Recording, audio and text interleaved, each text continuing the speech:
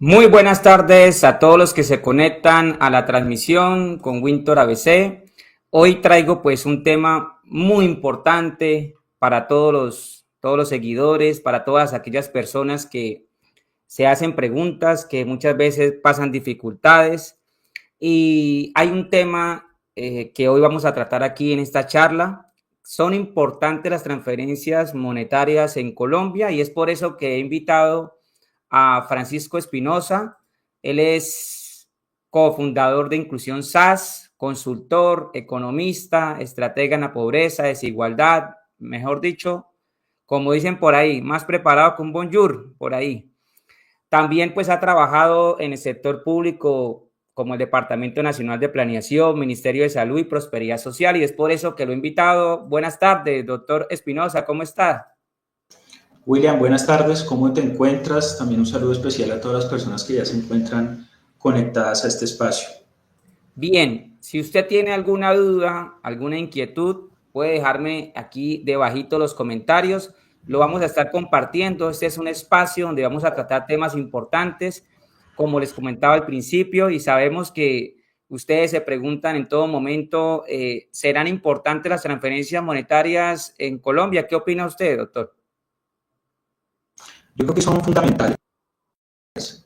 Es un componente muy relevante dentro de la política social del país, pero sí es importante aclarar una cosa, Wilson, y es que no son la solución a todas las situaciones que desde el punto de vista social enfrenta nuestra población. Son una ficha de un gran rompecabezas que es esa política social, pero no es la única ficha. Es importante aclarar esto. Muy relevantes, son parte de la solución, pero no son toda la solución que necesitamos para los desafíos en términos de inclusión social e inclusión productiva para nuestro país.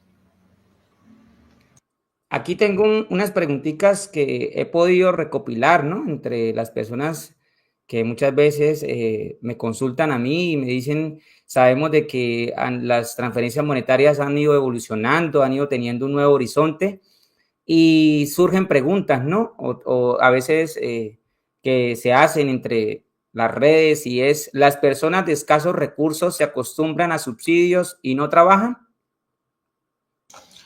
Bueno, Wilson, aquí es súper importante también que nuestras conversaciones tengan o estén soportadas en algunas cifras. Eso le da cierto grado de objetividad a nuestra conversación. No es que solo queramos basar esta conversación en datos, pero sí deben ser un ingrediente importante en nuestros diálogos y en nuestras conversaciones. Y frente a la pregunta específica que tú haces de si es cierto que al recibir algún tipo de ayuda las personas se desincentivan o dejan de trabajar, precisamente me gustaría aportar algunos datos. En Colombia alrededor de 3.6 millones de hogares reciben ayudas. En términos de personas, esto significa una población cercana a los 12 millones de personas, es decir, 12 millones de personas hacen parte de estos hogares que reciben ayudas. Y de esos 12 millones, más o menos unos 9 están en edad de trabajar, son mayores de 15 años. De esos 9 millones, 4.6 millones se encuentran hoy día ocupados, más o menos un 50%. Si comparamos esa cifra, ese porcentaje, frente a los hogares que no reciben ayudas, que suponemos están en mejores condiciones, la diferencia no es tan amplia, son más o menos 9 puntos porcentuales de diferencia. Es decir, entre quienes no reciben ayudas, el porcentaje de ocupación es del 59%. Y vuelvo y repito, entre quienes sí la reciben es del 50%. Quiere decir que las personas no se quedan de brazos cruzadas esperando solamente recibir los subsidios. Claro, reciben las ayudas, pero también participan activamente en el mercado laboral. 4.6 millones de 9 que están en edad de trabajar en la población que recibe ayudas están vinculadas a algún empleo. Claro, y es que ahí es donde vemos y conozco casos que le comentaba a usted, casos como el de María. María es una madre soltera con su niña de 10 años, ella vive sola, pero ella no se acostumbra, bueno, recibe el subsidio, pero igual trabaja. También, o sea, ¿ya qué hace? La niña estudia en la mañana, ¿cierto? Ella trabaja medio tiempo y el otro medio tiempo, pues la cuida en la tarde, pero ella recibe una transferencia monetaria. Recibía, bueno, Colombia sin hambre, pero esta transferencia yo le preguntaba a ella y le decía de que si realmente ella solamente se acostumbraba al subsidio nomás. Ella me decía, no, de igual si reciba el subsidio o no lo reciba, yo tengo que trabajar porque a mí no me va a alcanzar para yo poder pagar el arriendo, la habitación donde estoy, pagar los recibos. Si recibo 100 o 200 mil pesos, pues relativamente eso me apoya, más no con eso voy a vivir. Entonces, al ver esto que no trabajan, pues yo inclusive hablo con las personas del diario vivir y ellos me dicen, no, Winter, es que aquí la situación es muy difícil.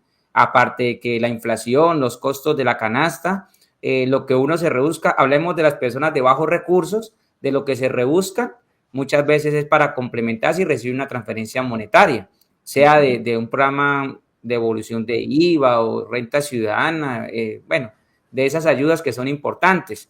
También tocando los jóvenes que estudian, ¿sí? Entonces, pienso yo que desde ese punto de vista, para aportar y las cifras que usted nos ha dado, que ya son estadísticas, inclusive en el DANE, que son públicas, que son encuestas que se hacen a los hogares.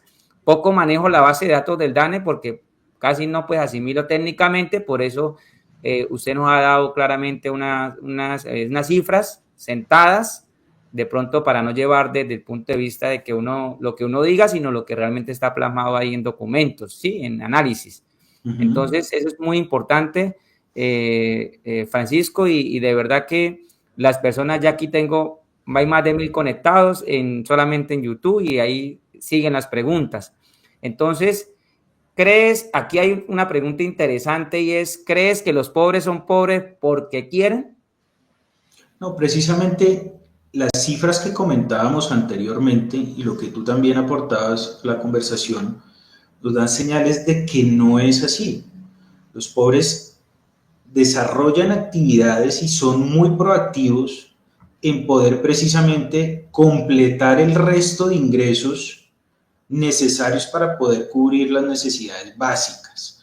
Por eso tú mencionabas, los casos como el de María, la transferencia me sirve, pero yo tengo que salir a buscar el resto de ingresos necesarios para cubrir mis necesidades. Las transferencias son un complemento al ingreso, técnicamente se denominan de esa manera, pero no son el reemplazo total del ingreso y están calibradas de tal manera que no desestimulen precisamente la participación en el mercado laboral. ¿Qué podría ocurrir? Que si los montos de las transferencias fueran demasiado elevados, claro, pues si a cada uno le llegara el salario mínimo completo por cada miembro en edad de trabajar del hogar, pues sí, claramente nadie trabajaría. Pero en nuestro caso estamos observando que no, que tienen una ocupación similar tanto quienes reciben ayudas como quienes no reciben.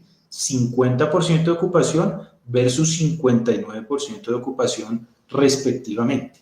Entonces los pobres no son pobres porque quieren estar en dichas condiciones. Lo que tenemos que entrar a valorar es que otros elementos están siendo freno para mejorar las condiciones de vida de la población pobre. Y conecto también con lo que decía al inicio. Las transferencias son una parte de la solución, pero no son toda la solución completa.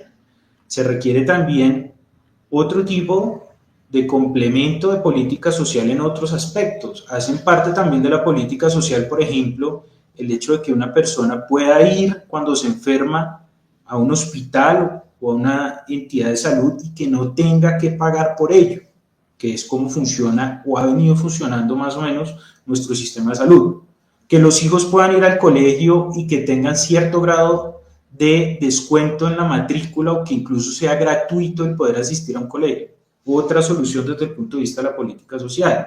Que existan subsidios para la compra o la construcción de vivienda. También otra parte que hace de ese gran rompecabezas que decimos la política social y son pequeñas fichas que van mejorando las condiciones de vida de la población. Entonces, a veces cuando las personas lo logran cruzar completamente esa situación de pobreza o superarla completamente, no es por una decisión propia de cada persona o porque deliberadamente quieran estar en una situación precaria. Es más bien que debemos preguntarnos si nuestra política social es lo suficientemente amplia y de largo alcance como para poder brindar oportunidades a todos aquellos que necesitan superar dicha condición. Mire, Francisco, que aquí tengo comentarios ya de las personas que están conectadas y puede dejármelo aquí también a los que nos ven en TikTok, en YouTube, en Facebook. Mire que me dicen, esta transferencia para mí es una ayuda, pues de igual con eso no pago, pues no cubro todas mis necesidades. Entonces, como vemos, es un complemento. Yo siempre digo, es un granito de arena, un empujón, una ayuda, un soporte, un resorte para los que viven del día a día. Muchas veces no consiguen empleo, falta, o sea, desempleo, que eso no es de ocultar en ningún lado. Muchas veces se emprende, pero ese emprendimiento no alcanza para sostener. Entonces, máxime si se quita una transferencia monetaria, que ya vamos a hablar mucho más allá. Entonces, yo pienso que he podido tener la oportunidad de hablar con miles de personas ya en esta trayectoria de más de 5 años, donde las personas emprenden, buscan la manera de salir adelante, trabajan y que estas transferencias o estos incentivos económicos, como lo dice la palabra, incentivan, ¿sí? Es una transferencia que apoya en un momento, ejemplo, en pandemia se creó un ingreso solidario, ¿cierto? En pandemia, fue una ayuda que en su momento ayudó a aquellas personas que de pronto se quedaron sin empleo, muchas personas inclusive en su negocio quebraron y que estas transferencias en su momento ayudó. Entonces, si ayudó en su momento en un punto específico, actualmente quiere decir que las transferencias también tienen un punto específico. Y pienso yo que las personas no son pobres porque quieren, pienso que a veces son falta de oportunidades, falta de educación financiera, falta de pronto de ver un mundo más abierto, ¿cierto? A oportunidades, porque cuando hay oportunidades, pues las personas siguen, pues aprovechan, ¿no? Porque nadie, ¿quién quiere vivir en la pobreza o aguantar hambre? Yo creo que nadie. La mayoría de mujeres, madres, cabezas de hogar, siempre quieren emprender, así sea con venta de catálogos, así sea lavando ropa, así sea haciendo almuerzos en otros hogares.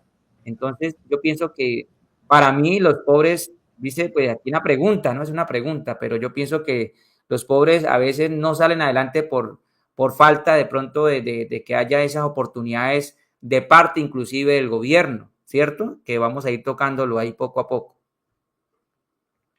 Sí, señor.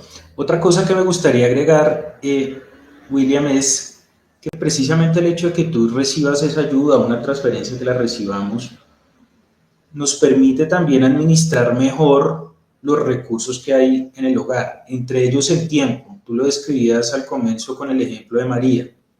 La transferencia le permite trabajar tiempo parcial e igualmente cubrir otras actividades dentro del hogar, como por ejemplo cuidar a sus hijos cuando regresan de la escuela. Si no recibiera esa transferencia monetaria, lo que ocurriría es que la restricción de recursos y la falta de dinero llevaría a que muchas de esas combinaciones de qué hago con mi tiempo no fueran posibles, ¿sí? Y también pues es otra manera de ver el beneficio que tiene este tipo de ayudas. Pues sí, entonces aquí hay otra pregunta y es, ¿las personas que reciben subsidios quieren vivir mal para mantener las ayudas?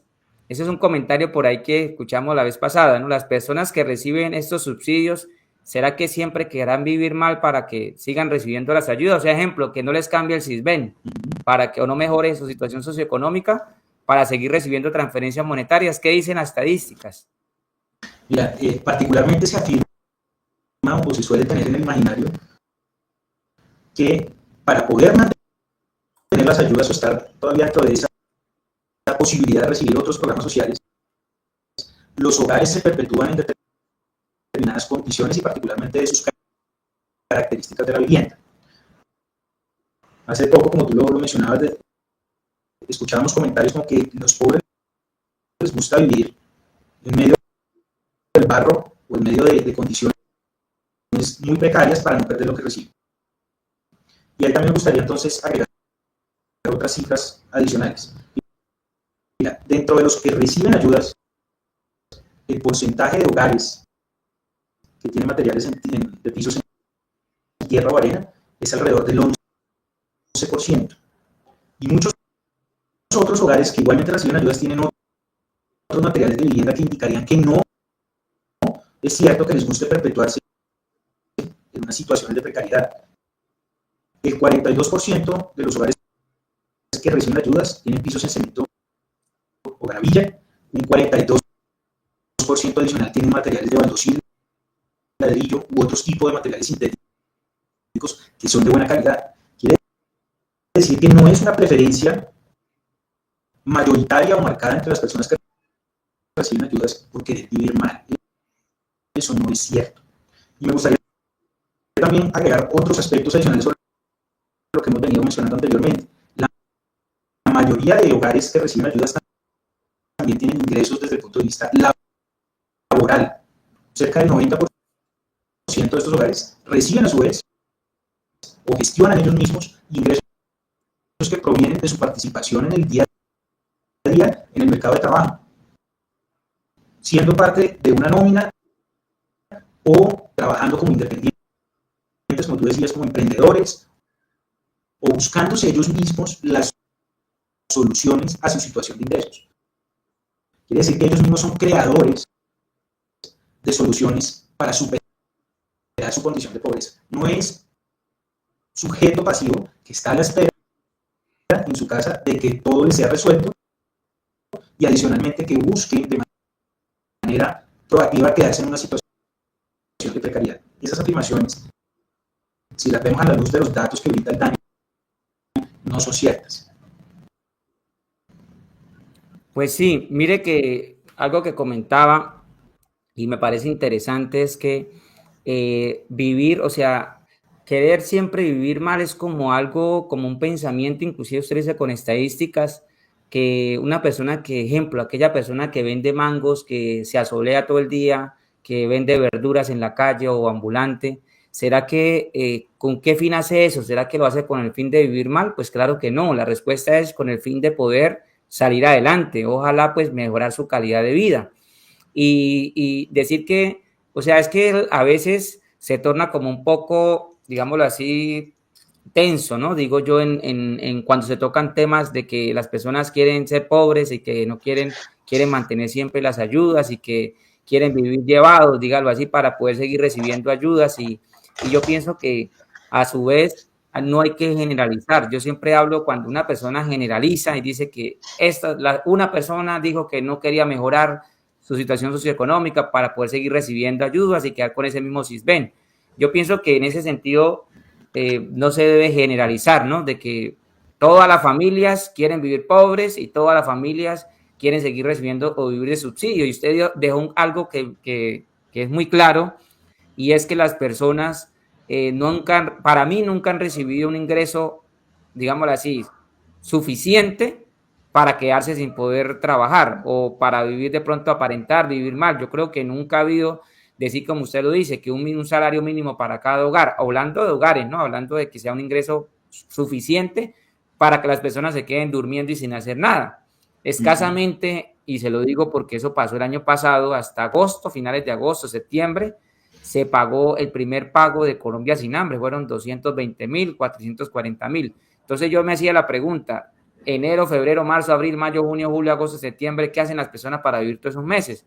Pues claramente tienen que trabajar, o sea, es que o rebuscársela o ir a salir a ganarse la papita, como dicen por ahí. Entonces, como vemos, a veces debemos tener claro de que no podemos, para mí no se puede generalizar. Cuando yo hago una pregunta no puedo decir todas las personas quieren vivir mal, todas las personas quieren ser pobres, todos quieren mantener el puntaje A del CISBEN o el grupo CISBEN y nunca cambiarlo. Pienso yo de que eso no se debe generalizar. Para eso usted nos ha dado datos de análisis del DANE, todo eso que es público y que es recolectado puerta a puerta, ¿no? Eso se hace así. De acuerdo. Sí, William, lo que tú mencionas es muy importante. Mira, algo que nos está afectando muchísimo como país son precisamente esas generalizaciones o esos prejuicios que tenemos acerca de las personas que reciben ayudas. Eso nos está afectando como país.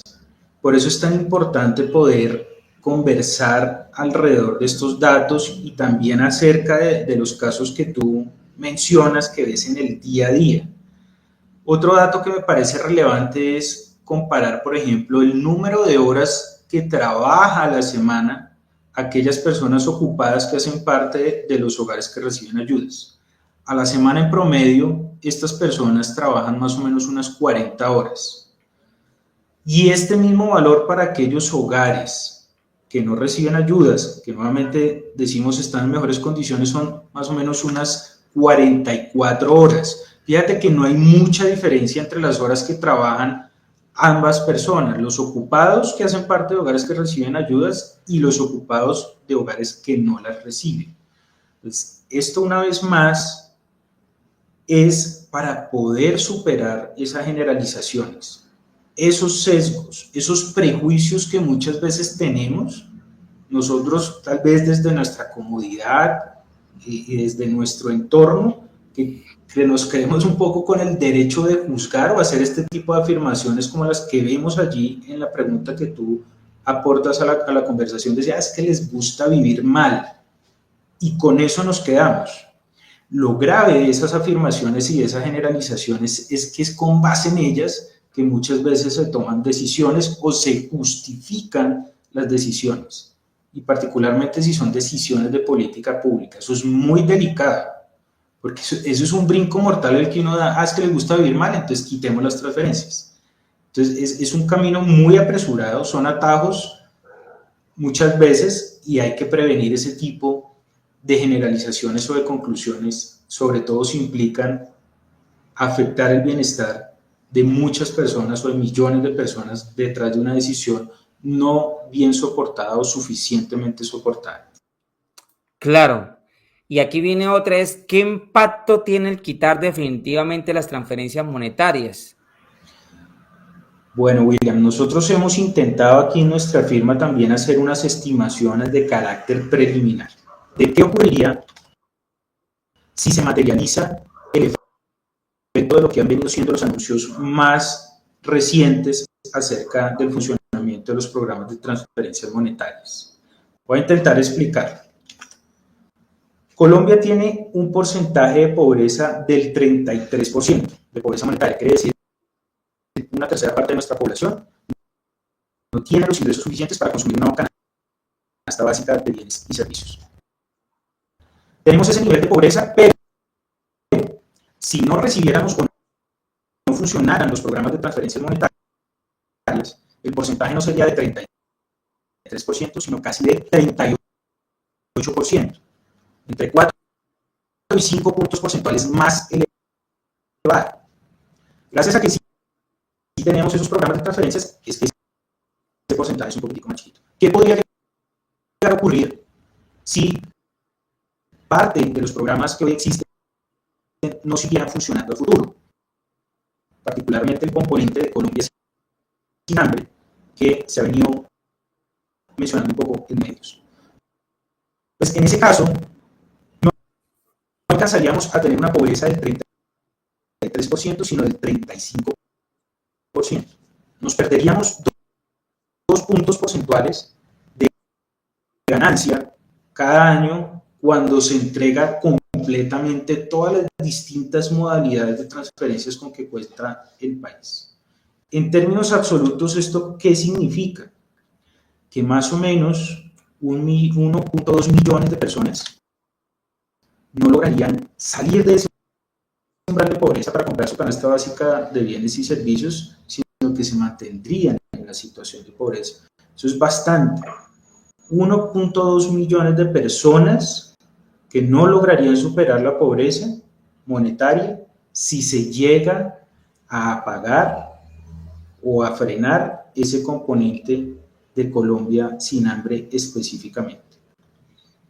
Entonces, esas son las implicaciones de no prever con tiempo qué hacer o de basar nuestras decisiones en prejuicios como los que señalábamos anteriormente. Les gusta vivir mal, no les gusta trabajar, les gusta perpetuarse en esa situación. Ah, bueno, entonces quitemos ese componente de transferencias. Es grave. Colombia va seguramente a perder la posibilidad de tener niveles más bajos de pobreza por la vía de no poder seguir en funcionamiento parte de estos programas.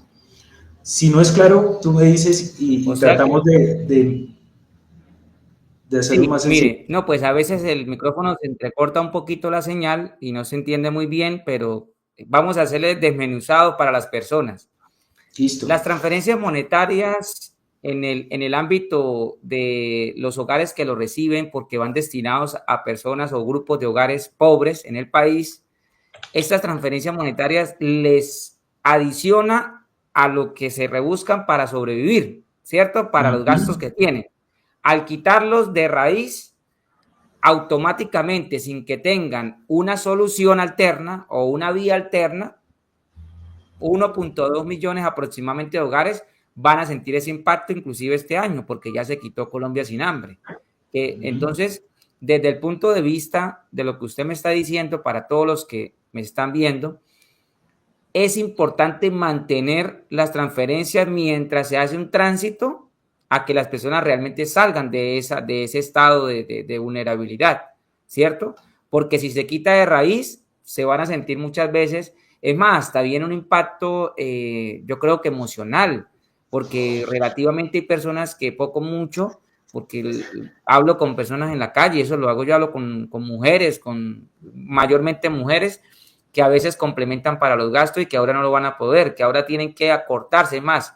Yo le decía a María y le digo a muchas personas que tienen que acortarse en que no están acostumbradas, sino que a veces cuando les llegaba les apalancaba los gastos que tenían en su momento. Siempre hablamos de gastos porque ante la necesidad, pues tú sabes que son los alimentos y etcétera, que ya vamos a tocar más adelante. ¿Qué hacen las personas con estas transferencias? Entonces, a partir de esto, de quitar definitivamente las transferencias monetarias, creo que el impacto se va a ver a largo plazo desde este punto de vista.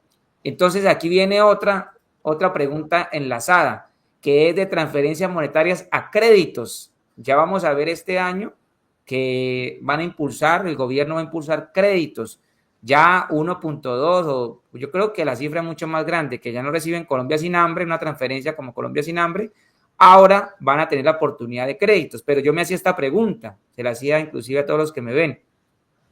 ¿Será que se va a cubrir con créditos o todos tendrán la misma capacidad o tendrán la oportunidad de tener un crédito para fortalecer un emprendimiento? ¿Será que dónde está aquella mujer que no emprende porque está ocupada laborando medio tiempo? O sea, tendrá que buscar otro, o sea, porque es que la mayoría de personas de bajos recursos no tienen la oportunidad de un crédito, ahora se los van a dar, pero no creo, yo no sé a cuánto irán a cubrir, pero yo no creo que a los 2 millones de hogares o 3 millones de hogares le van a dar crédito. Si es así, sería genial, digo yo, porque eso será como a los requisitos, me dicen por ahí, uno de los requisitos es no estar reportado negativamente en Datacréditos. Nomás en ese punto, yo creo que el 95% queda por fuera, por no decir que el 98%, porque a veces están reportados por alguna situación.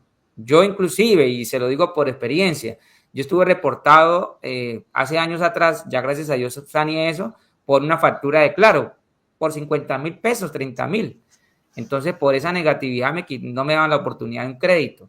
Entonces, así como estuve yo, ahí la mayoría de personas de bajos recursos tienen esa situación. Entonces, ¿qué opina usted ahora de que eliminan o quitan o no hay recursos, digámoslo así, porque no hubo financiamiento, no hay el suficiente presupuesto para Colombia sin hambre y ahora motivan a créditos? ¿Qué opina en esa transición de que se dio de una? Ahora no es transferencia, subsidios, sino ahora créditos. Bueno, William, si quiere primero confírmeme si se está escuchando bien, porque veo que entran muchos mensajes diciendo que se oye mal, entrecortado. Bien, bien, ahora sí, perfecto. Listo, Ahora sí. perfecto. Mire, hablábamos entonces que uno de los componentes que con probabilidad no va a seguir funcionando es el de Colombia sin hambre, ¿no es cierto? Por otro lado, se anuncia la posibilidad del otorgamiento de créditos, aproximadamente unos 600.000 millones de pesos. En principio uno dice, bueno, es un buen monto, pero ¿para cuántos esos 600.000 millones? Para cerca de 3 millones de personas, que decía el mismo anuncio, que quedarían descubiertos de transferencias monetarias. ¿Cuánto sería la división de 600.000 millones entre 3 millones de personas? Eso les toca de a cuánto, de a 200.000 pesos. Es decir, arranque usted un negocio con ese monto, a ver cómo le va. Es insuficiente para poder constituirse con una fuente de emprendimiento sostenible, segura, que le permita a usted entonces generar por lo menos un ingreso mínimo o algo de estable a futuro. Entonces, yo sí creo que ese reemplazo es muy, muy difícil en el corto plazo, además de todo lo que implica madurar un negocio. Seguramente lo conoces porque ha sido también tu experiencia personal y la de muchas personas a tu alrededor. Con formar un emprendimiento y lograr que crezca y que se consolide toma mucho tiempo, toma 2, 3, 4, 5 años. Entonces, esa es la razón por la cual cuando se va a reemplazar este tipo de transferencias hay que preverlo a través de un plan de transición, ¿sí?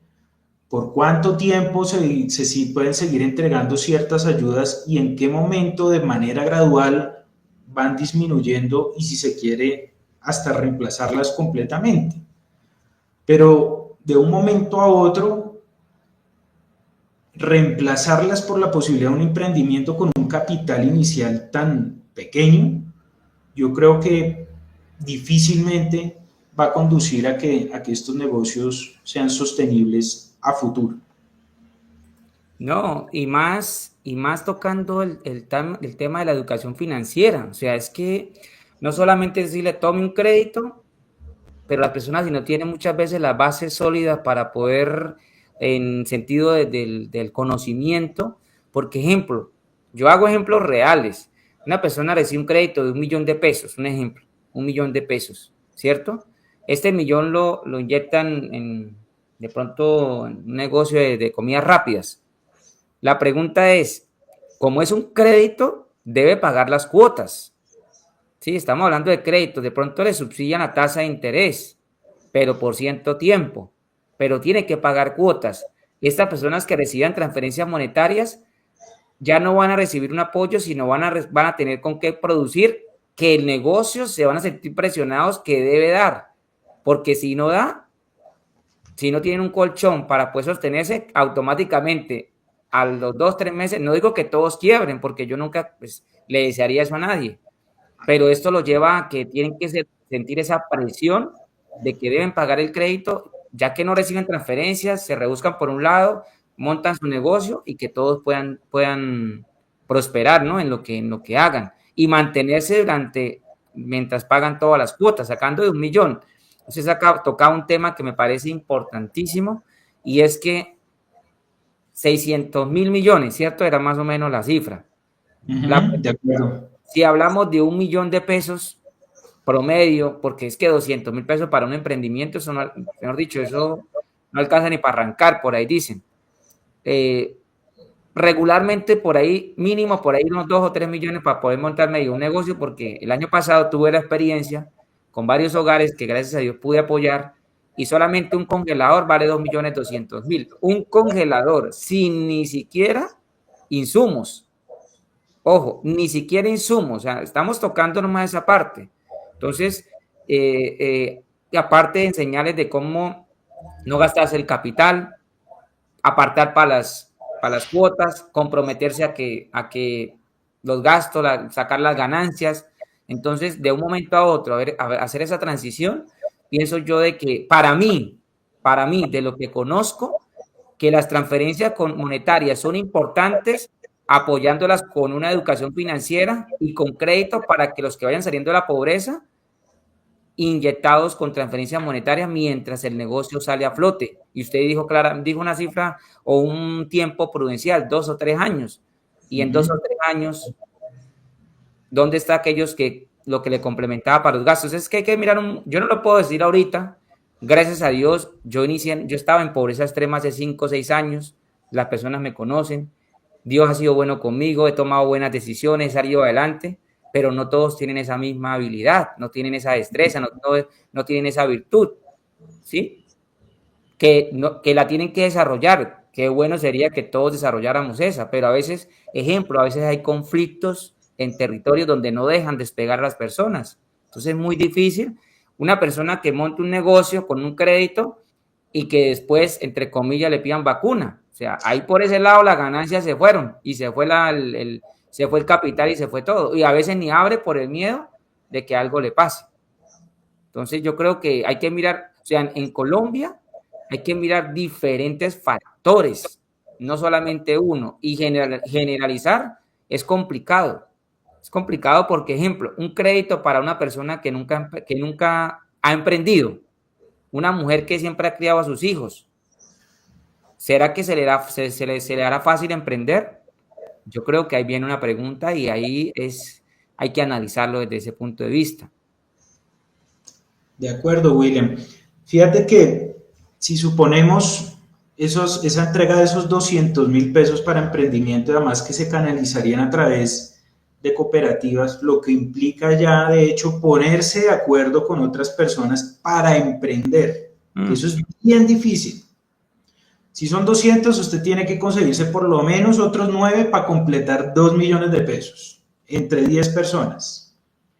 Y como tú lo señalabas, más o menos ese monto alcanzaría, por ejemplo, para comprar un carrito de comidas rápidas, para vender perro caliente. Para poder generar al menos un valor cercano a un salario mínimo para esas 10 personas, ¿cuánto habría que vender al mes en solo ese carrito?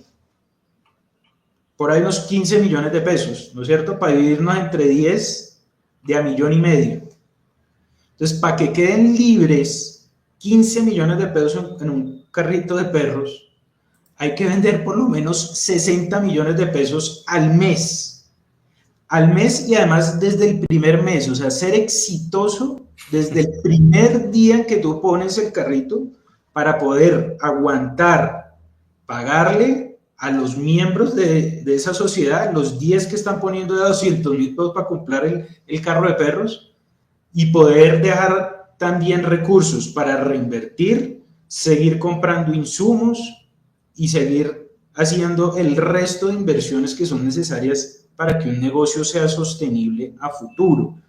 Entonces, fíjate que si uno se pone a hacer algo de cuentas, pues cae en la conclusión de que es muy difícil reemplazar lo que era una ayuda parcial, las transferencias monetarias, ese complemento al ingreso, reemplazarlo por la vía de un emprendimiento cuando el capital de inicio que se otorga a través de crédito subsidiado es tan pequeño. La posibilidad de que ese emprendimiento no prospere, y no por falta de voluntad de las personas, no porque no quieran salir adelante, sino porque la solución es muy pequeña para la magnitud del reto que estamos hablando.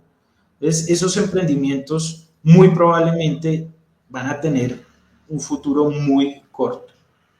Eso es importante, creo yo, señalarlo, y eso nos lleva nuevamente a la conclusión de la importancia de que existan estos complementos al ingreso. Sí, sí, es verdad. Entonces, aquí saltamos, porque la idea es aprovechar este espacio y el tiempo. Las personas que reciben ayuda se gastan la plata en bebidas alcohólicas. Esta es una pregunta que a veces se torna, por allá escucho a veces en ciertos lugares que las personas no saben utilizar la plata.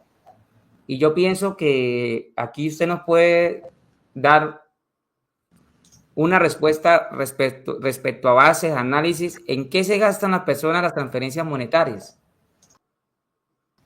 Sí, mira que esta es otra generalización, otro de los prejuicios que muchas veces tenemos y de la manera en que juzgamos a las personas que reciben ayudas.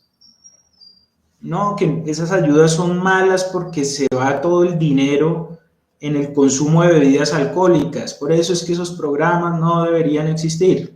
Es lo que uno escucha frecuentemente en la calle.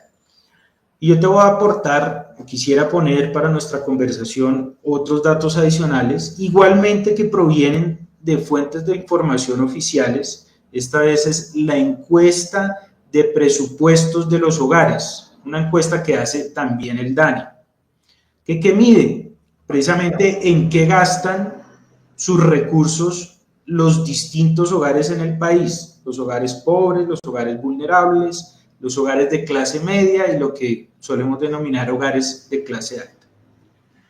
Remitámonos específicamente a cuánto pesa el gasto en este tipo de artículos que son las bebidas alcohólicas dentro del gasto de mercado de los hogares pobres y otros hogares. Los hogares pobres destinan más o menos entre el 2 y el 3% de su gasto total de mercado al consumo de este tipo de artículos que estamos hablando, de bebidas alcohólicas.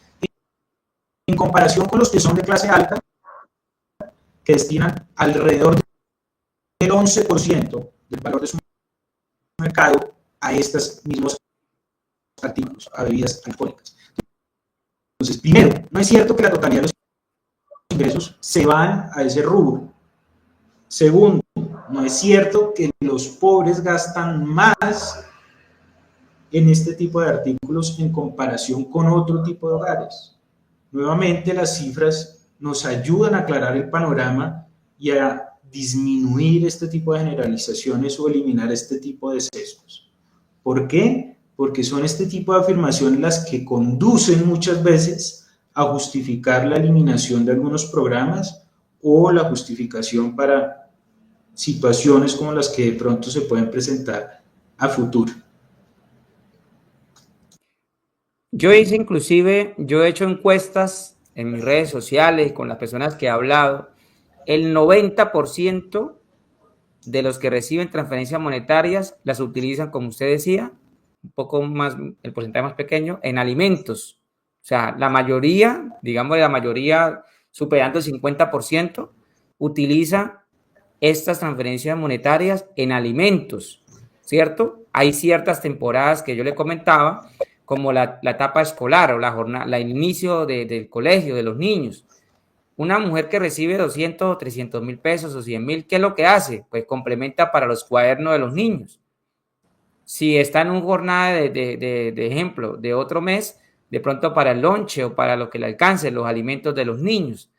Entonces pienso que puede haber un pequeñito grupo, digo yo, porque no estamos generalizando, pero yo pienso que la mayoría de personas relativamente utilizan, como usted lo acabó de decir, este dinero en alimentos. Y viene aquí algo que te comentaba. Este dinero, este incentivo, estas transferencias monetarias que se inyectaba a una comunidad, pueblo, barrio, vereda, cuando se reciben transferencias monetarias, si se va a alimentos, entra un círculo en la economía del mismo pueblo. Si hay en un barrio que hayan 500 o 1000 personas recibiendo transferencias, se van al supermercado, se van a las tiendas, se van a la panadería, se van a diferentes sectores a utilizar este dinero allí, quiere decir que la economía empieza a fluir.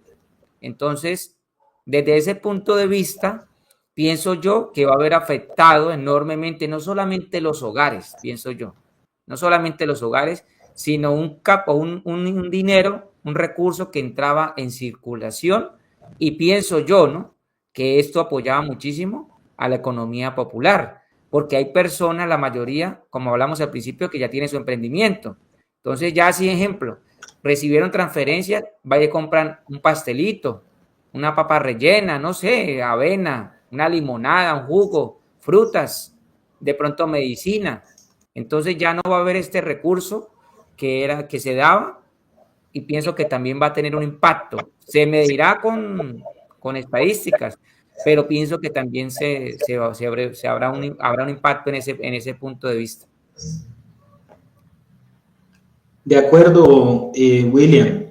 De hecho, hay estudios nuevamente oficiales, esta vez elaborados por el Departamento Nacional de Planeación, que dentro de sus múltiples funciones tiene el de evaluar las políticas públicas, es decir, si están funcionando bien, si funcionan acorde con los objetivos para los cuales se crean los programas, particularmente los programas sociales, y en una de esas múltiples evaluaciones, porque estos programas de transferencia son los que más evaluaciones han tenido a lo largo de su trayectoria de funcionamiento desde el año 2000, inicios de 2000, uno de los resultados que se encuentra es que cuando los hogares reciben estas ayudas, destinan parte de los recursos a la compra de alimentos que son acorde, digamos, con lo que uno esperaría para los hogares que tienen menores de edad. Es decir, ese recurso se destina al consumo de frutas, de verduras y de otro tipo de alimentos que mejoran la dieta de los hogares que se encuentran en condición de pobreza. Entonces, volviendo a la pregunta que tú planteabas de no, es que la plata se va en consumo de licor o de bebidas alcohólicas, no es cierto. O sea, los hogares tratan de aprovechar el máximo de esos recursos, ya sea para consumir estos artículos que decíamos, frutas, verduras y otro tipo de alimentos pues, ideales para la dieta. Otros hogares lo que hacen es que con esos recursos cubren el costo que significa muchas veces salir a trabajar, pagar el transporte, pagar el almuerzo que hay que llevar al lugar del trabajo, ¿sí? Lo que cocinan en la casa y que llevan para calentar en el trabajo, pagar a alguien que de pronto les pueda cuidar a los niños mientras van a trabajar esa media jornada que tú señalabas, por ejemplo, en el caso de María, cubrir otra serie de gastos del hogar, el pago de servicios públicos. Otros también destinan estos recursos a ahorrar, pensando ahí sí a futuro en tener un volumen suficiente de dinero para de pronto decir, bueno, me lanzo a algún tipo de emprendimiento o a complementar, digamos, esos recursos para iniciar algún tipo de negocio. Esa es la otra, es como, no, es que los pobres se quedan cruzados esperando a que les toquen en la puerta a ver si les ofrecen un trabajo. No es cierto tampoco. Hay un alto nivel de emprendimiento entre la población pobre, solamente que esos emprendimientos que se hacen con tanta restricción de liquidez, pues es difícil que puedan salir adelante. Como tú lo señalabas, o sea, eso requiere dedicación, tiempo, meterle, mejor dicho, todo el empeño posible, saber de educación financiera para poder diferenciar que lo que entra al negocio no es para comérmelo completamente, sino que es también para reinvertir en esa unidad productiva misma. Entonces, no es cierto, digamos, que estos recursos se malgasten o se destinen a rubros que no son, digamos, los más adecuados o los ideales. Es que es más, tocando el tema de en qué se gastan, he podido tener conocimiento de causa y conocimiento en real, que hay veredas donde cuando reciben, lo que hacen es comprar pollos. Compran pollos, ejemplo, se lo digo porque ya pude conocer e inclusive apoyar a varios hogares en ciertas veredas. Compran 20, 30 pollos, compran la comida para el mes y medio de esos pollos, lo que les alcance. A veces le alcanza para 15 nomás porque un bulto de comida vale 115,000 pesos, 110,000 pesos para los pollos y se necesitan por ahí 1 o 2 bultos. Entonces compran por ahí 10 pollos, 15 pollos y los empiezan en engorde, ¿cierto? Y en mes y medio, pues ya van, le sacan alguna ganancia y lo duplican y ahí mucho se mantiene porque estamos hablando de familias de 3, 4, 5 personas. Entonces yo pienso que quitar esa generalidad, y yo hablo siempre con causas o casos específicos donde realmente aprovechan para bien ese dinero, o sea, lo saben utilizar. Entonces yo no puedo, además de que vemos en un país donde hay tanta desigualdad, donde vemos tanta violencia, donde vemos falta de educación, falta de salud, falta de oportunidades, pienso de que quitar como una ayuda más, pienso, ¿no? De lo que sienten las personas que me lo transmiten, es como quitar ese salvavidas de que a veces les puede ayudar en ciertos momentos. Es un salvavidas, digámoslo así, lo saca de apuros. Por ahí me decía, es que eso me saca de apuros a veces, pero de igual toca seguir en la lucha y eso es Eso es importante. Totalmente de acuerdo, William. Mira que lo que nos comenta Lady Acosta, olvidaba también esto que ella señala allí.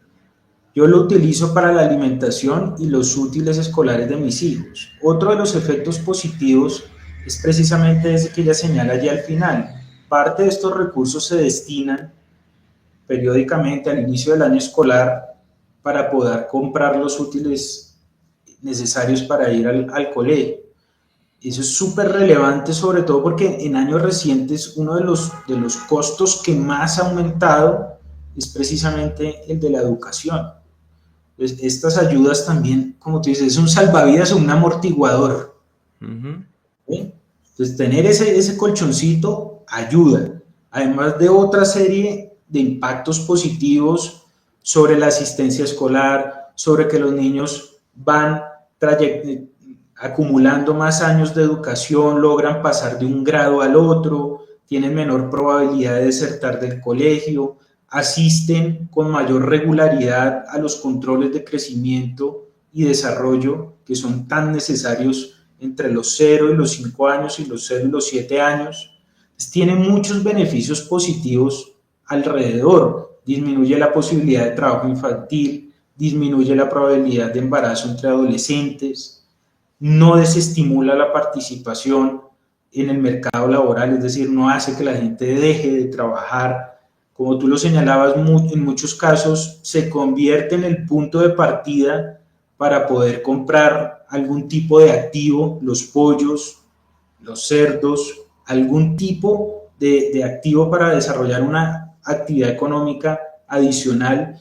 Entonces, si bien esto no se trata de hacer una defensa a ultranza de las transferencias monetarias, porque también tienen elementos para mejorar, y vuelvo y señalo, son una solución entre muchas de las que son necesarias. Lo que sí es cierto es que cuando se hacen las evaluaciones para mirar si estos programas están funcionando bien o no, se encuentran un conjunto amplio de efectos positivos en distintos aspectos: educación, salud, trabajo, algo de emprendimiento. La misma bancarización hace visible a esta población delante del sistema financiero. De otra manera sería muy difícil. Si todo fuera en efectivo, esta población no sería visible para los bancos o para este tipo también de acceso a otro tipo de recursos, que son los que brindan precisamente el sistema financiero. Entonces tienen una serie de efectos positivos que yo creo vale la pena señalar y siempre estar recordando en lugar de esas generalizaciones o esos sesgos que a veces escuchamos alrededor. Sí, es que sabemos de que los puntos de vista de que las personas reciben sus subsidios y que ya no trabajan y que lo utilizan mal y que con eso no les va a servir para nada, pienso de que se debe sacar a raíz de un análisis de qué tan efectivas son las transferencias, ¿no? Y es por eso que aquí viene una pregunta. ¿Qué tan efectivas, así es, son las transferencias monetarias para reducir la pobreza a largo plazo? ¿Qué tan efectivo? O sea, ¿qué ayuda a la economía de un hogar, de una familia? No lo hablemos todo lo más en hogares, de una comunidad. ¿A qué ayudan las transferencias monetarias? Las evaluaciones que hemos venido señalando, William, también destacan ese aspecto positivo de las transferencias. Ayudan o aumentan la probabilidad de que un hogar supere la condición de pobreza monetaria, principalmente, y en algunos casos aumenta también la probabilidad de superar la condición de pobreza multidimensional, que no sé si de pronto han tenido oportunidad de conversarla en este espacio previamente. Pero una lo que mide es si yo tengo la plata suficiente para comprar la canasta básica de bienes y servicios, que ahí la relación es mucho más directa entre la ayuda, porque es plata y esa plata me ayuda a comprar esa canasta. La pobreza multidimensional, por otro lado, lo que hace es chequear una serie de aspectos que son básicos también para la vida de las personas. Temas asociados a educación, salud, trabajo, materiales de la vivienda. Ayuda a superar ambos tipos de pobreza.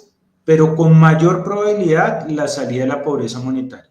Ahora, también es importante aclarar, no les ayuda a todos los pobres a superar su situación de pobreza. Aumenta la probabilidad para un grupo reducido que puedan superar esa situación, pero es donde entra en juego el resto de elementos que hemos venido diciendo de la política social.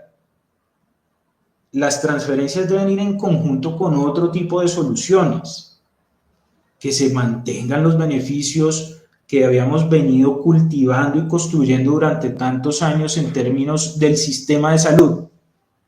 Que usted se enfermó, va, sí, teníamos a veces demoras y situaciones complejas, pero lo atendían. Que usted quiere matricular a su hijo en un colegio público, sí, a veces nos queda lejos de la casa, pero en la mayoría de los casos se encuentra donde matricularlo y también en la mayoría de los casos esos cupos son gratuitos.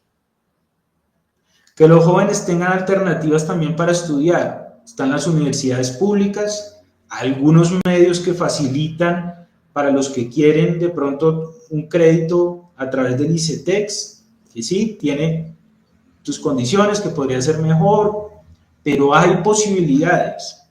Las universidades públicas, el ICETEX, además de programas como el mismo Jóvenes en Acción, que entrega esos recursos monetarios para poder cubrir los gastos más básicos para salir a estudiar, poder coger el bus, poder comprar los útiles para ir a la universidad, la alimentación, todo ese conjunto de soluciones de la política social es lo que nos permite esa salida, ahí sí, de manera más sostenida de la pobreza. Las transferencias, una solución entre muchas de las que son necesarias, pero sí aportan a reducir la pobreza. No la resuelve completamente, aporta. Esa es un poco la respuesta a esta pregunta que planteas en pantalla. Y ese aporte se quita completamente, ahí es donde viene, mejor dicho, ahí poco a poco iremos mirando el panorama.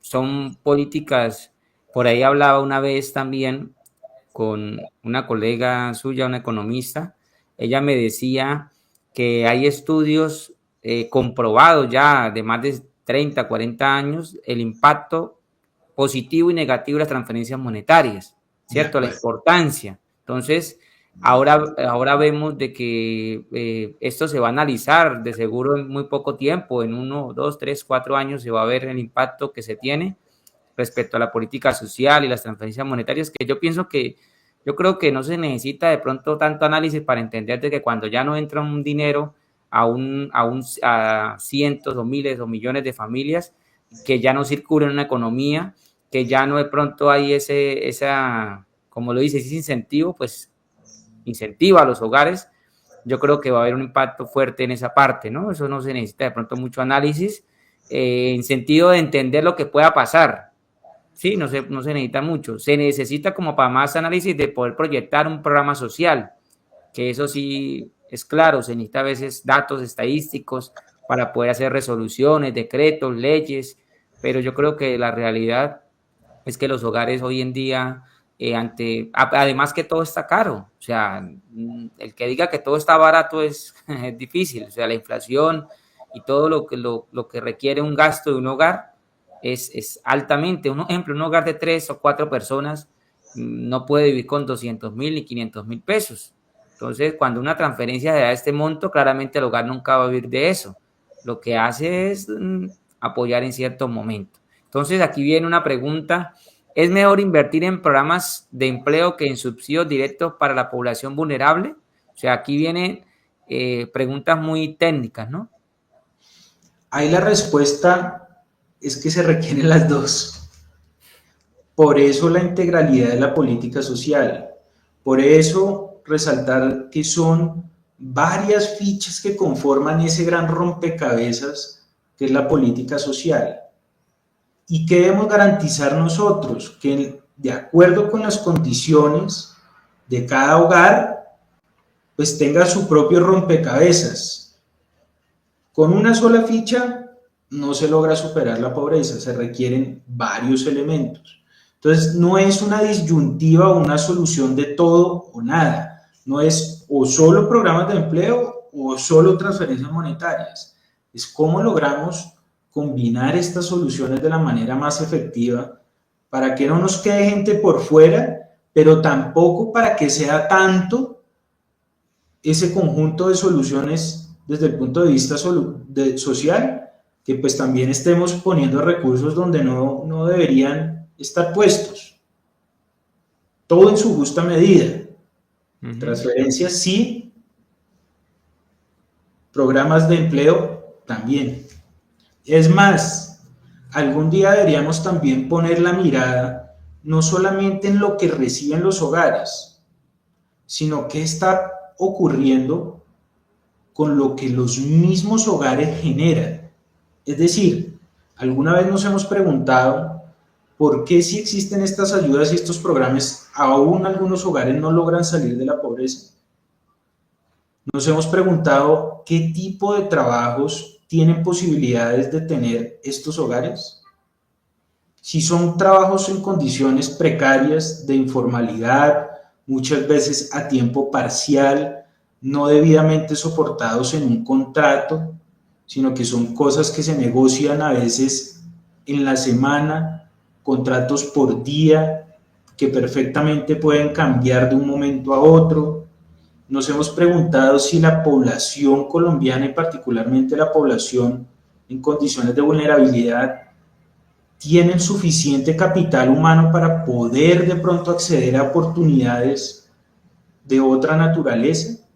¿Qué está ocurriendo también en términos económicos de nuestra economía? ¿Qué tan productivos podemos llegar a ser? ¿Qué tipo de empleos se están ofreciendo o se crean? Eso muchas veces lo perdemos de vista y concentramos solo el interés en los temas de las transferencias monetarias, si deben existir o no, pero nos estamos preguntando qué está pasando con el otro mundo, que es el día a día de las personas, de, bueno, cómo trabajan, cómo solucionan sus problemas de ingresos ellos mismos, porque son creadores de soluciones. El emprendimiento, el cómo combino el medio tiempo de mi trabajo, pero también logro cubrir los compromisos que tengo dentro de mi hogar, cómo monto el negocio de arepas, la venta de comidas rápidas, al tiempo que también combino con apoyar a otros hogares en el cuidado de personas, de niños. Las personas ingenian muchas soluciones para tratar de superar la pobreza. Pero ¿qué oportunidades está ofreciendo el crecimiento económico en nuestro país para brindar empleos de mejor calidad, mejor remunerados? ¿Qué oportunidades tienen la mayoría de la población para poder tener un mayor logro educativo, que puedan acceder a la universidad?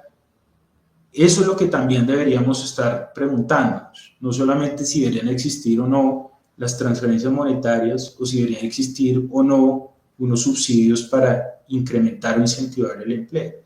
Son muchos elementos los que hay que analizar al tiempo. Y algo que es importante para adicionar la seguridad. Aquí me han comentado ya muchos casos que van a emprender, pero que por la falta de seguridad muchas veces les toca cerrar. Y en esa cerrada de semanas y semanas quiebran. O sea, quieren emprender, tienen las ganas de emprender, buscan los medios para emprender, pero a veces la falta de seguridad, ¿cierto? Llegan por ahí, yo siempre digo entre comillas, vacunas y que las ganancias se van para otro lado, entonces las personas prefieren cerrar por miedo. Entonces, en ese lado entra otro factor que es la seguridad, ¿cierto? Porque cuando estamos cuando nos sentimos inseguros, entonces, ¿cómo una persona o un hogar va a poder emprender con esa libertad de poder tener ideas si muchas veces, ejemplo, salen con un carrito de arepas y la venta de todo el día se la roban? Hablándolo así, la pierde. Entonces, la seguridad, o sea, esos son diferentes factores porque hay personas que han corrido, les ha ido muy bien, pero llegan y pierden todo de un momento a otro por ciertas circunstancias. Entonces, yo creo que también entra esa parte de la seguridad, ¿no? Para lo que usted adiciona, que no solamente mirar transferencias, sino qué hacemos con la transferencia o qué está haciendo las personas para salir adelante. que aquí viene la parte de qué papel juega la educación financiera en el uso adecuado de las ayudas económicas. O sea, cuál es el fin o cuál es la salida. O sea, todos queremos, y se lo digo por experiencia, a los 9 años yo vendí pasteles. Yo le comentaba a usted lo que laboraba, puerta a puerta, vendiendo hasta Bonais. No sé si algún día escuchó Bonais. Vendí bolsas, vestidito así con el carrito y todo. Mercochas de sabores, todo eso en las escuelas. Las ganas las hay, pero muchas veces estas ganancias no eran suficientes para uno de pronto crecer, o a la vez no había una educación financiera. ¿Por qué? Porque las ganancias pues no eran muchas, 5.000, 10.000, 20.000 en el día o 8.000, pero faltaba en la comida de la casa, que si no llevaba eso, pues no había de pronto para complementar o las cosas que uno tiene. Entonces, pienso que la educación financiera hace parte, pienso yo no sé, yo creo eso por experiencia propia de que los colombianos somos guerreros, de que las personas, las mujeres son trabajadoras, buscan la manera de salir adelante, de hacer ganarse la vida honradamente, y que por ciertas circunstancias de la vida, de pronto de a veces no una organización familiar, de que las familias se dividen, porque aquí viene algo también es, aparte de la educación financiera, ¿por qué hay tantas mujeres solteras? ¿Por qué hay tantas mujeres solas con sus niños? ¿Dónde están los padres responsables de esas familias o de esos niños? Porque es que aquí radica la pobreza también. Yo creo que es el rublo mucho, o sea, más grande, digo yo. Porque si miramos, las transferencias monetarias van específicamente, mayormente focalizadas a mujeres con niños de diferentes edades. Y como vemos, la mayoría no tiene, en sentido de lo que se congrega las transferencias monetarias, no tienen un adulto o un hombre responsable, un adulto y no un hombre responsable con sus hijos echados para adelante. Entonces, ¿qué fue lo que vivimos en mi familia? ¿Sí ve? División de familias. Entonces, aquí yo creo que entra otro papel que usted decía que es una integralidad, y algo integral: empleo, transferencias monetarias, capacitación financiera, pero también la familia. Las familias se están dividiendo, mejor dicho, hoy en día tener una familia unida, de papá y mamá con sus hijos toda su vida, o sea, que estén unidos, es difícil, y falta de pronto de tener esa parte interna espiritual, esa parte emocional, porque hace parte de todo esto. O sea, yo no puedo dividir que la parte espiritual o la parte emocional no tenga que ver con una familia. Lo tiene que ver todo, no es que sea ese fundamento de una sociedad, la familia. Y como vemos, inclusive, yo he hablado con cantidad de madres solteras que dicen, mi esposo se fue y me dejó con 3 hijas.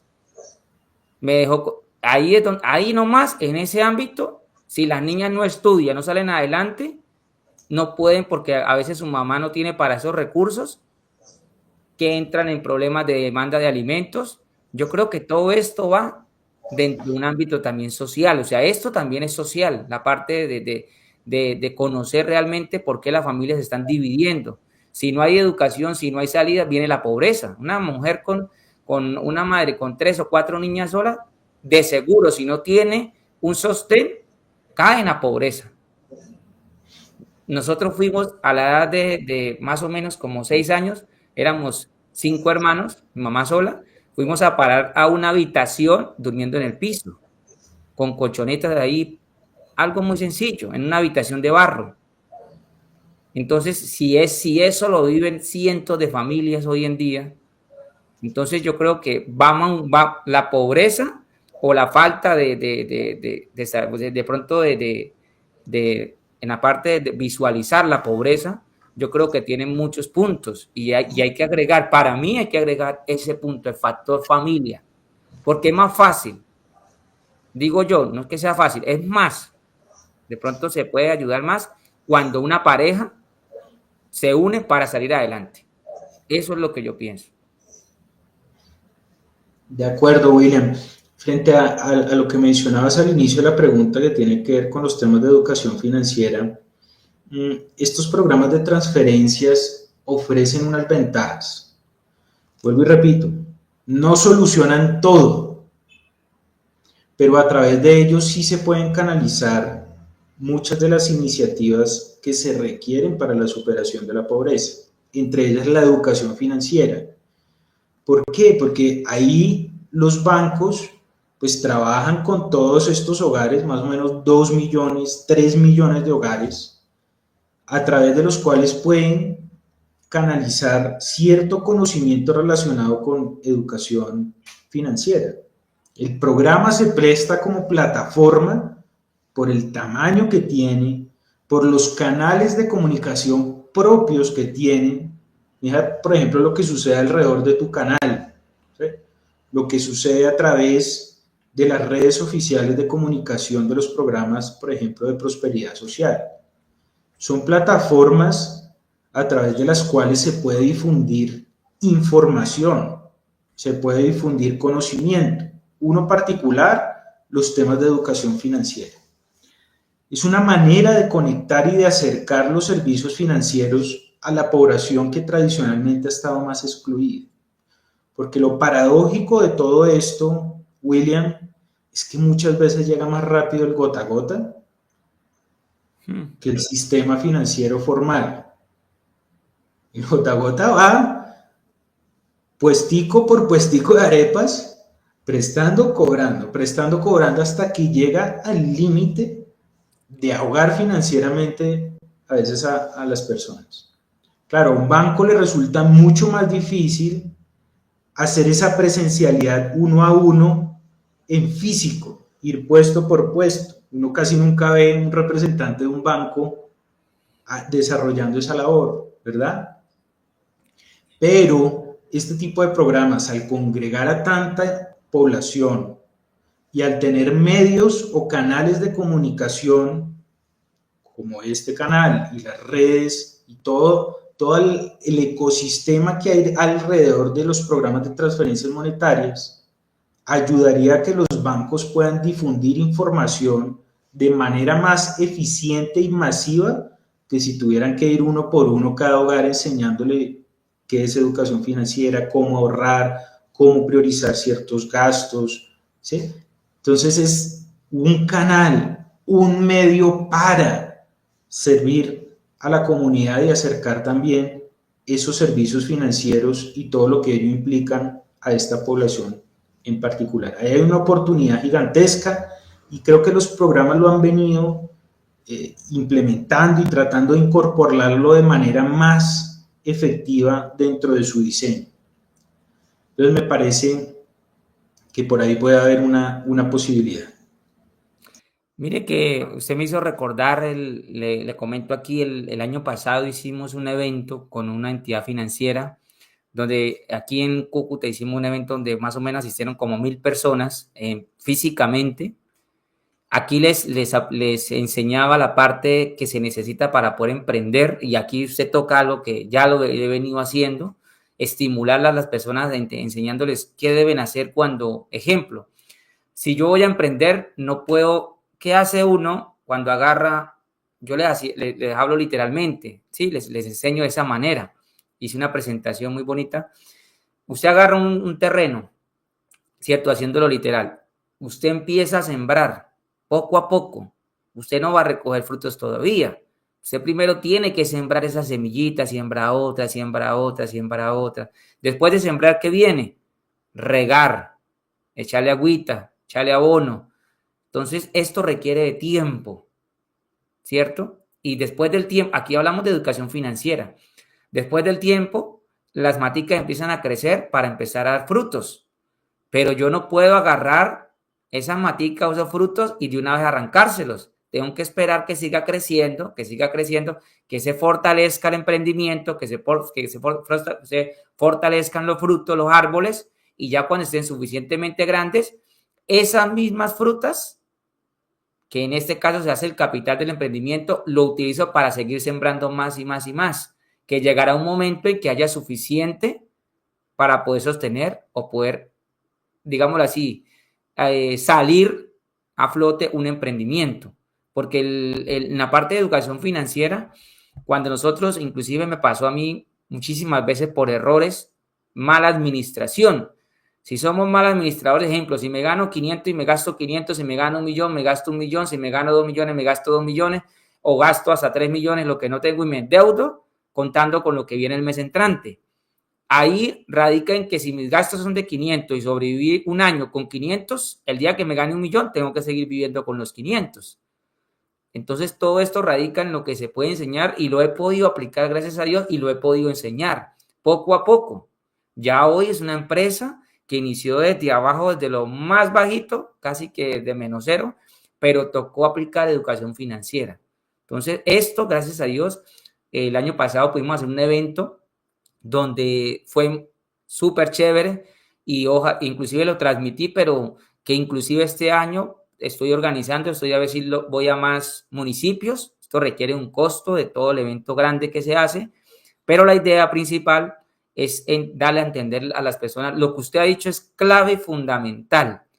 Aprovechar las redes, aprovechar los medios para apoyar, bueno, aparte de enseñar, más que enseñar, apoyar a las personas, inclusive una persona que de tantas familias que me decía, yo soy la única aquí en mi vereda, San Ángel, creo que se llama, ¿sí?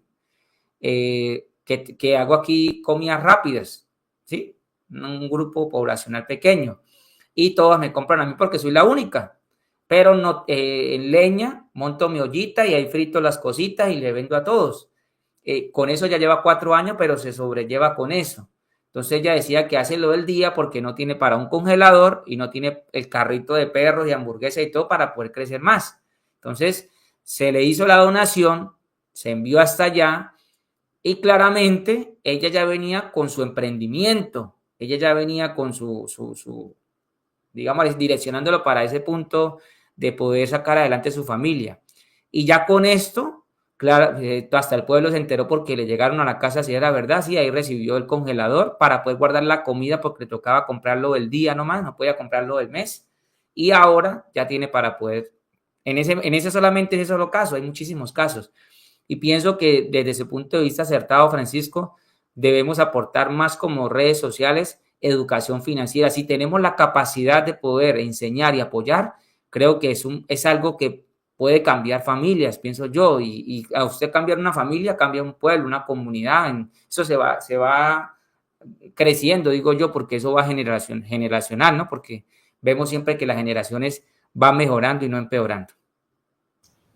De acuerdo, William, son consejos fundamentales, muy prácticos, a veces son cosas aparentemente sencillas, pero que pueden hacer la diferencia y que en general todos necesitamos ese tipo de consejos. Lo que usted mencionaba, si me gano 1.000.000, me gasto 500. Pero si comienzo a ganarme 2.000.000, no tengo por qué inmediatamente comenzar entonces a gastarme otros 500 adicionales. Trate de conservar ese equilibrio en sus gastos personales. Procure ahorrar, no solamente ahorrar, sino también invertir. Guarde para el momento malo, no se coma la plata del negocio, diferencie muy bien las finanzas que son del negocio de las finanzas que son personales, algo que es súper difícil de hacer. Yo lo sé porque muchas veces, muchos de los que estamos en este espacio hemos emprendido, como usted decía, de cero, y es difícil porque uno tiene las angustias del día en que de pronto vendió 10, 15, 20 almuerzos, pero es precisamente el monto que necesita para pagar el colegio, para pagar un servicio público que tiene pendiente, y es cuando uno tiene esa disyuntiva de qué hago porque me toca, o sea, tampoco puedo dejar que me corten la luz o lo que sea, pero es cuestión de disciplina de poder decir esto es del negocio, una cosa es el negocio y otra cosa es lo que yo me consumo. Es bueno remunerarse uno mismo, pero no comerse completamente la plata del negocio. Así no hay negocio que crezca. Si uno se gasta más de lo que gana, pues imposible. Eso es educación financiera, no sacar más gastos, porque a veces es que radica en que somos emocionales. Pienso que la parte emocional en la educación financiera es súper importante, en la parte emocional, ¿sí? En la parte de lo que hemos hablado hoy, de la pobreza, creo que pues, nadie quiere vivir en ese estado, nadie quiere vivir en el barro, todos queremos desde un punto de vista salir adelante, claro que no todos de pronto tenemos las mismas aspiraciones, pero ¿quién le gusta aguantar hambre? Yo creo que no he conocido a la primera persona que diga, yo quiero aguantar hambre toda la vida, yo no creo que conozca ninguna persona. Y además de quién no quiere calidad de vida, todos queremos calidad de vida, todos queremos que, pues, salir adelante. Entonces, yo pienso que estos espacios son importantes desde el punto de vista técnico, desde el punto de vista profesional, desde el punto de vista de las personas, de hogar, de vivencias, y más que se pueden asimilar y aprovechar pues para apoyar, aportar. Yo pienso que debemos siempre aportar a la comunidad, no debemos restarle, sino sumarle, porque es suficiente con tantas cosas que vemos a diario restándole, que hay más pobreza, que hay más desempleo, al contrario, que haya y que podamos aportar entre pues lo que podamos hablar aquí, que las personas que se conectaron, de verdad que gracias. Sé que pues la mayoría me está preguntando de los pagos que vienen. Ya aparte ahorita les haré una transmisión respecto a esas novedades. Pero de verdad agradecido, Francisco, y espero que esta no sea la primera vez. Vamos como rompiendo el hielo, digo, por ahí, aprendiendo un poco más de lo que se ve, ¿no? Desde el punto de vista, como usted me decía, oficina, ya el punto de vista es muy bueno que se tenga para, tanto de su parte como de la mía, de conocer las realidades. Yo pienso que uno debe hablar realidades, Francisco. Eh, yo cuando le hablo a las personas, yo le hablo realidades. Siempre le digo lo que es. No, no tengo ningún color político para hablar lo que no es, ni ir en contra de lo que no es, porque mi razón no es esa, porque automáticamente me saldría la verdad, sino siempre es tratando de ser lo más claro y transparente en lo que se habla y en lo que se dice, así como usted lo ha manifestado en sus datos. Entonces yo pienso que de verdad que si pudiéramos cada día aprovechar más estos espacios para ir enriqueciendo, digámosle, en conocimiento a las personas, en que no solamente una transferencia, que es necesaria, que es necesario el empleo, que es necesario el crédito, que es necesario que las personas tengan la salud, la seguridad, la parte motivacional. Yo creo que todo es un conjunto. Y yo hago un ejemplo sencillo. Yo agarro una carreta que tenga 4 llantas. Cada llanta, salud, emprendimiento, la otra llanta es transferencias, la otra llanta es empleo, bueno, es ejemplo, ¿no? ¿Qué pasa si yo le quito una llanta a esa carreta? Se le llega y se le daña, se pincha. ¿Cómo va a andar? Pues va a andar cojita, así de lado, ¿cierto? Es lo mismo que usted me acaba de dar, de decir que si empleo, que si educación, que si transferencia monetaria. Yo creo que todo es un conjunto integral de una política social robusta. Entonces yo creo que si esa carretica se le cae una llanta, ya va a andar con 3, imagínese, va a andar así de ladito, va a bregar, empujarla. Ahora pienso que el impacto sobre esto se va a ver pues en las familias, eso se va a ver. De acuerdo. De hecho, me gustaría, si me lo permites, William, retomar un poquitico una de las preguntas que tú me has hecho al inicio, pero ¿Cuál como es? teníamos un poquitico problemas de comunicación, era qué impacto iba a tener de pronto el desmonte de alguno de estos programas sobre los temas de pobreza. El cuarto, Sí, esta. exacto. Mira, de acuerdo con las últimas cifras publicadas de pobreza monetaria por el DANE, si nosotros no tuviéramos ningún programa de transferencias monetarias, la pobreza monetaria en el país sería del 37%. Grabémonos esa cifra, 37. 37. Gracias a que teníamos toda esta oferta completa de transferencias monetarias, valoración del cuidado, el tema de Colombia sin hambre, jóvenes en acción, adulto mayor, lo que entregan algunas ciudades, la pobreza entonces no era en ese momento del 37, sino del 33%. 4 puntos porcentuales menos gracias al efecto o al impacto que traen consigo las transferencias monetarias. Uno dice, ay, pero 4 puntos porcentuales, ¿eso qué es? Pongámosle números y rostro a esos 4 puntos porcentuales. Eso significa que gracias a todo ese conjunto de ayudas, más o menos 2.2 millones de personas lograron superar esa umbral de pobreza y superar un poco esa situación.